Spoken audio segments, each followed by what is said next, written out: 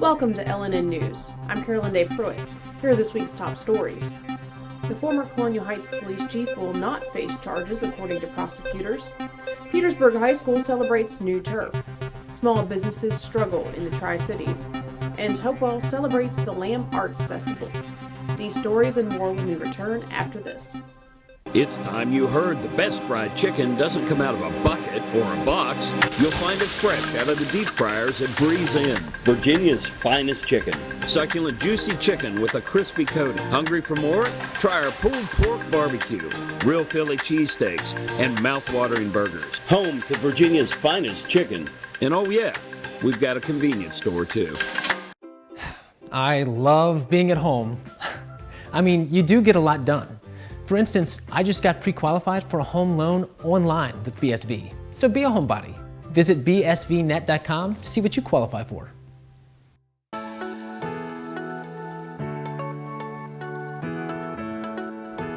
Yes, you can still get haircuts, colors, highlights, waxing services, everything that's going to make you look great right here at the Apothic Company.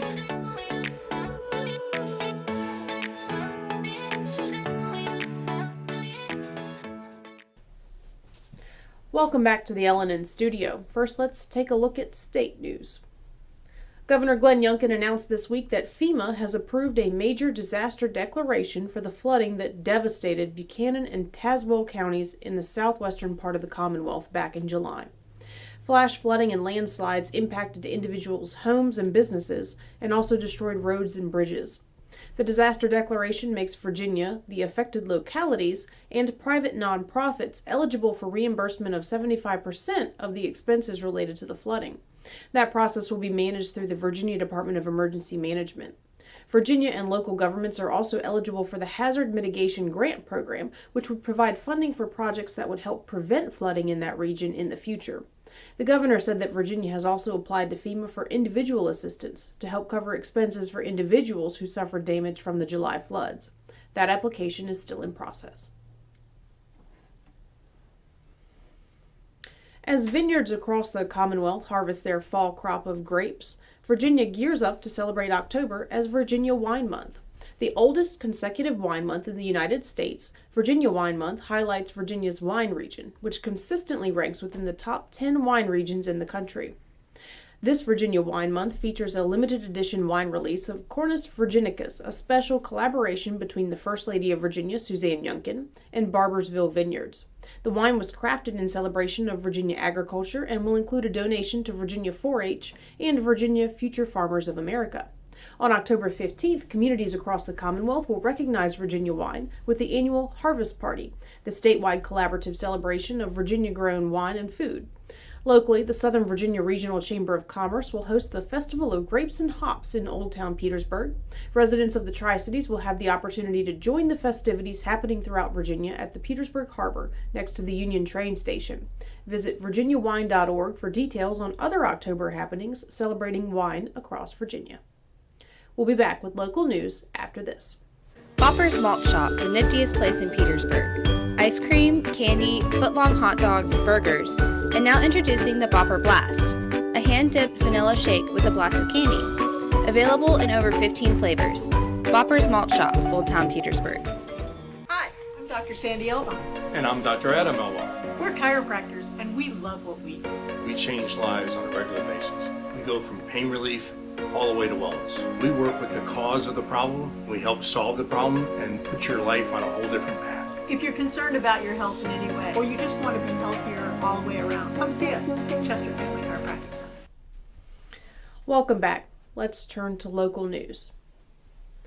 Former Colonial Heights Police Chief Jeff Ferris will not face charges, according to a report by the Virginia Scope. According to that report, the amount of time that lapsed between the alleged incident and the reporting of that incident to the police meant that by the time an investigation was completed, the statute of limitations was up for the alleged offense. The former chief retired from the force earlier in 2022 after stepping down from his role as police chief when an investigation was launched into questionable off-duty behavior. According to Special Prosecutor Bethany Harrison, the Commonwealth's attorney for Lynchburg, There is a 1-year statute of limitations for the charges that would have been levied against Ferris, and that time period had passed by the time she was assigned to the case and able to meet with the Virginia State Police regarding their investigation. According to Harrison, in her response to the Virginia Scope's questions, Colonial Heights school system officials were made aware of the alleged behavior in May of 2021. At that time, Ferris was the coach of the high school softball team, a position that he also resigned in February of this year. The Colonial Heights superintendent replied that he was not aware of the allegations until that same time period, February of 2022. While the specific charges against Ferris remain unclear, Harrison told Colonial Heights City Council members in a letter that the case could be reopened if new evidence comes to light. She did make clear that the alleged offenses would not have resulted in felony charges, only misdemeanor charges, but for now, the case is closed. On Wednesday, October 5th, Petersburg High School celebrated new turf, literally. The school's football field has been out of commission for weeks as crews work to correct drainage issues and lay new AstroTurf. The field's old drainage system had flaws that caused it to drain poorly, creating sinkholes that posed a hazard to players and coaches on the field and sidelines. Now the system has been corrected and the field resurfaced. On Wednesday, school officials, led by Petersburg High Athletic Director William Lawson, celebrated the reopening of the field with a ribbon-cutting ceremony. Good afternoon. On behalf of the Petersburg Athletics Department, I welcome everyone to Andrew J. White's senior football field, which has new turf. This is just a continuation of the vision and support of Petersburg School Board and City of Petersburg. With their support, we will continue to move Petersburg athletics in the right direction. The football and soccer teams marked the occasion with a celebratory lap around the field, but the party was short-lived. The football team and cheerleaders immediately began practice after the ceremony concluded. Count to three, y'all. You ready? On three. 1, 2, 3.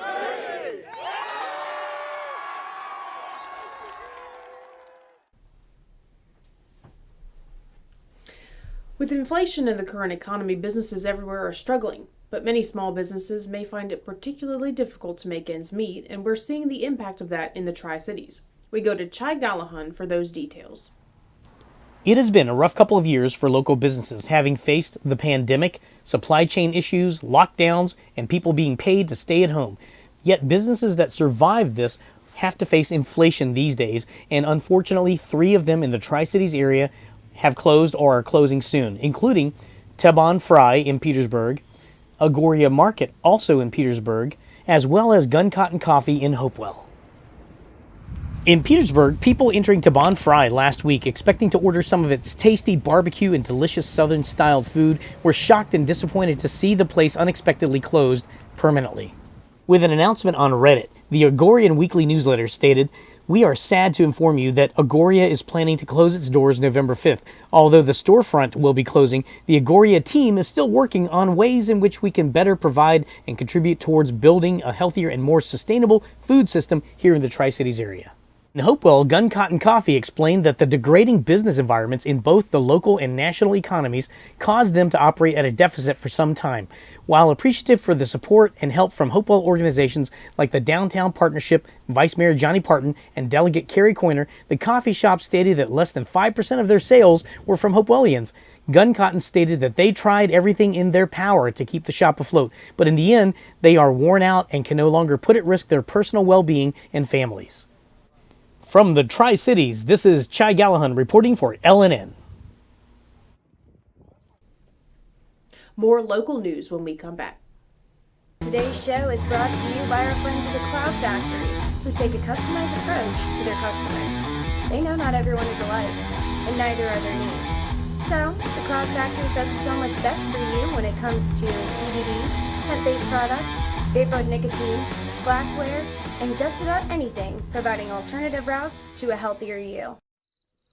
Imagine an HVAC as unnoticeable as the air itself. Sounds pretty good, huh? The new Daikin Fit. Air intelligence. Keep your home comfortable and quiet with the new energy-efficient Daikin Fit system. Right now at Colonial Plumbing, Heating and Air, we're offering a $1,000 rebate on any new Daikin Fit HVAC system. Colonial Plumbing, Heating and Air, service that's revolutionary. Welcome back. On Tuesday, October 4th, Petersburg City Council held a joint meeting with the Planning Commission to launch the process of developing a new strategic plan for the city. The Commonwealth of Virginia requires localities to review and update their strategic plans every 5 years, a process that should result in a roadmap for the community to follow well into the future. The city's comprehensive plan should help guide officials as they make decisions on the future of the city's land use, development, natural resources, and transportation, among other aspects. The Berkeley Group is assisting Petersburg with its strategic planning, and on Tuesday night, one of their representatives emphasized the need for public input on the future of Petersburg. So this will be a community-driven process with meetings, focus groups, workshops, surveys, so that we can bring all that information together back to you, back to the Planning Commission, and share strategies for the future. Petersburg's strategic plan is expected to be complete by May of 2024. Colonial Heights residents won't have to travel as far to visit a DMV starting later this month. The Virginia Department of Motor Vehicles is partnering with the city to open a DMV Select at 201 James Avenue, meaning folks won't have to travel to Petersburg or Prince George for many of their regular DMV transactions. DMV Select offices offer vehicle titling and registration, license plates and decals, and disabled parking placards, among other mostly vehicle-related services. The Colonial Heights DMV Select will not be able to issue or renew driver's licenses, learner's permits, and identification cards. The office will be open 9 a.m. to 4 p.m. Monday through Friday, starting Monday, October 24th, and will not require appointments. Last weekend, Hopewell celebrated the arts with the Lamb Arts Festival. LNN's Chai Gallahan brings us a story. People of all kinds converged into the downtown district of the Wonder City last Saturday, October 1st, to celebrate and enjoy and participate in many forms of art. Now we're here with Dr. Eliza Lamb at the Lamb Art Studio right here at the center of the Lamb Arts Festival. So what's going on here today? We've got exhibitions, student work, the Virginia Museum of Fine Arts is here with us, art making, tons of art activities that are all free. You can print your own t-shirt, make your own buttons, do a self-portrait, pretty fun. There's food and there's music and there's jazz and free hot chocolate, bubble making, cornhole, we've got a little bit of everything. Well, that's great. What is one of the most positive aspects, do you think, about the festival? Bringing the community together, having community artists that are getting to be celebrated. Oh, yeah. You know, student artists and also professional local artists. If there's one takeaway about Lamb Arts, this festival, and art in general that you'd like to share with people, what would you like to tell them?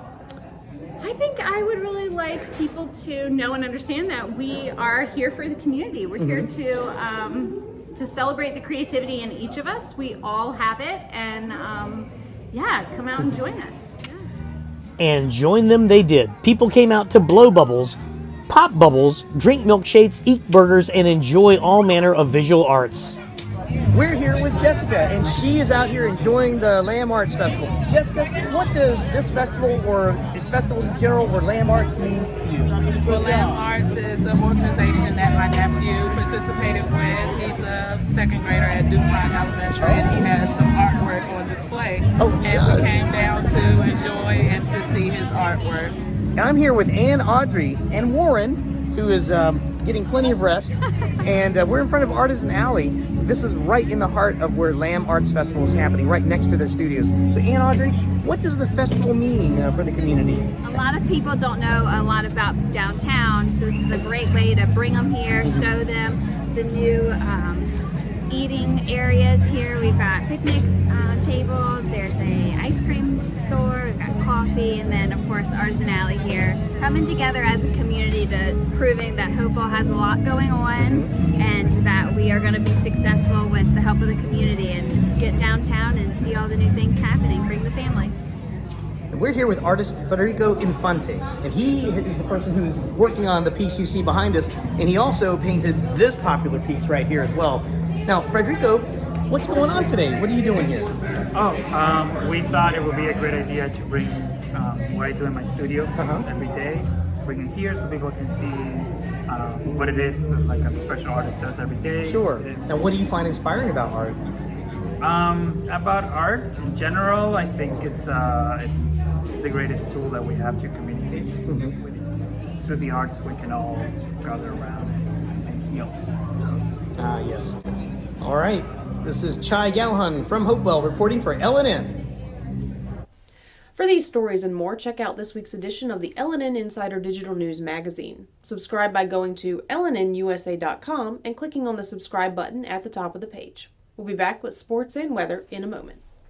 The most rewarding part of my day would be seeing the residents putting a smile on their faces, especially if I have family members come up to me and say, "Oh, my loved one, they said they did this with you and they loved it," and that just makes me feel like I'm making a difference in their lives. My name is Chrissy Roth. I'm the Memory Care Activities Coordinator at Dunlop House. We definitely make a difference in the lives of our residents, and I would encourage anyone to come to Dunlop House and see what we're all about. Dunlop House, more than a house, it's home.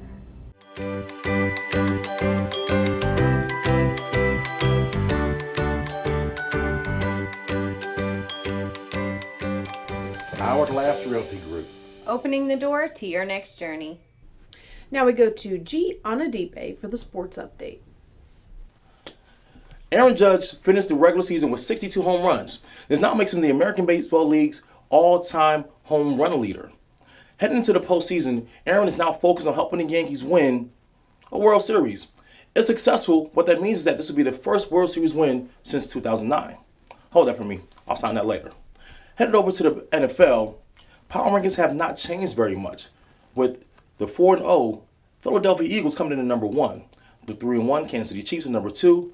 Number 3, the Buffalo Bills. Number 4, the Green Bay Packers. And newcomer to the top 5 list, the San Francisco 49ers. Just edging out the Miami Dolphins, as well as the Tampa Bay Buccaneers. Speaking of the Bucs, Tom Brady seems to be experiencing some trouble in paradise, seeing as he and his wife have hired divorce lawyers. Now, if you remember correctly, just last season, Tom Brady did retire so that he can spend some time with his wife and family. But it looks like his decision to unretire and play in the NFL again has caused a rift between the couple. Now, if this is true, this would be the first man in history to be divorced for actually having a job. You women are so hard to please. Now, over in the NBA, preseason basketball seems to be heating up as the Miami Heat take on the Brooklyn Nets, the Bucks take on Atlanta, and the Lakers take on, well, it doesn't really matter because they can't seem to win a game. In their preseason opener, LeBron James went 0 for 7 in their 75-105 loss against the Sacramento Kings. At this rate, they might as well let me and Craig play. At least we'll do it for half the price, and you guys will have a chance to save up enough money to invest in some actual basketball players next season. Well, that's it for sports. Back to you, Carolyn Dev. Thanks, G. Now, Chai, the weather guy Gallahan, has the weekend weather for us.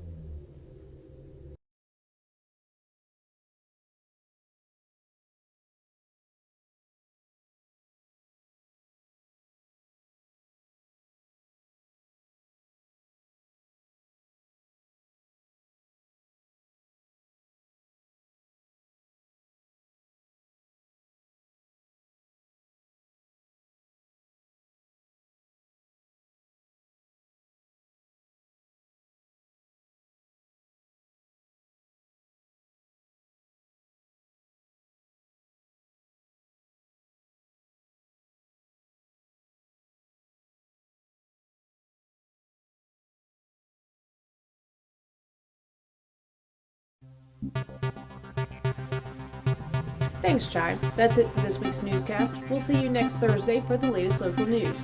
In the meantime, be sure to follow LNN USA on Facebook, Instagram, and YouTube.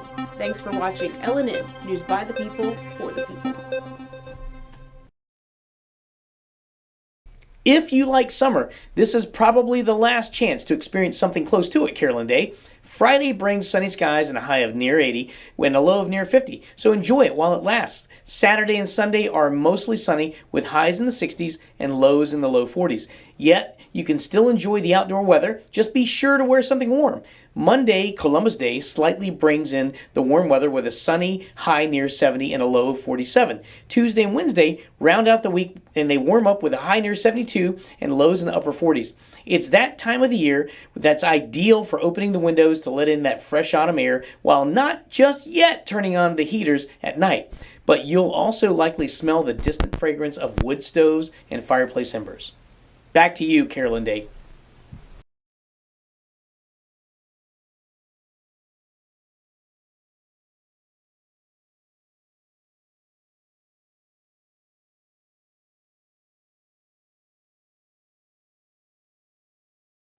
Hi, I'm Carolyn Day Pruitt. And I'm Chai Gallahan. Major media companies have editorialized reporting and called it news. The free press was never designed to be journalistic interpretation of the facts. LNN USA is committed to reporting facts about issues important to you, but the free press is anything but free. LNN USA exists to serve our fellow citizens. As a locally owned and operated digital news network, we forego the expensive printing presses, costly production plants, and corporate overhead. Your membership dollars are primarily used to pay local reporters to cover local news. Reporters dedicated to investigative news and features that matter. To do that, we need your support. Become a member, and you'll receive the LNN Insider Weekly Email, a 40-page magazine packed full of news and features you won't find anywhere else.